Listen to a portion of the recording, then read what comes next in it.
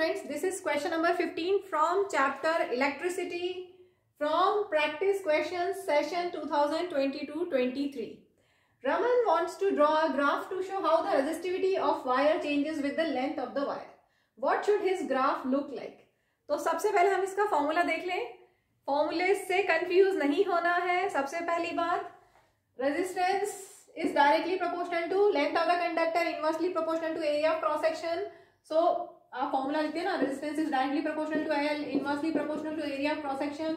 So resistance is proportional to L upon A and proportionality sign को हटाया जाता है, equal to constant, that is called resistivity. Constant क्या बोला? Constant. So rho is a constant, it is characteristic property. Rho is resistivity, is characteristic property of a material.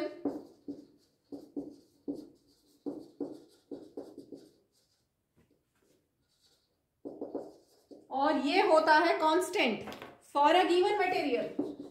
It is constant for a given material at constant temperature. अगर temperature change करोगे तो resistivity में change आएगा. लेकिन यहाँ पर question में कहीं टेम्परेचर चेंज की बात नहीं हुई है. इसका मतलब ये कंफर्म है कि एट कांस्टेंट टेम्परेचर की बात हो रही है. टेम्परेचर वेरी नहीं हुआ, और अगर टेम्परेचर वेरी नहीं हुआ तो रेजिस्टिविटी क्या होती है? कांस्टेंट होती है. अभी हमने समझा कि कांस्टेंट है रेजिस्टिविटी, तो ये कांस्टेंट है. प्रोपोर्शनलिटी साइन को हटाया जाता है, इक्वल टू सम कांस्टेंट से. So resistivity is a constant.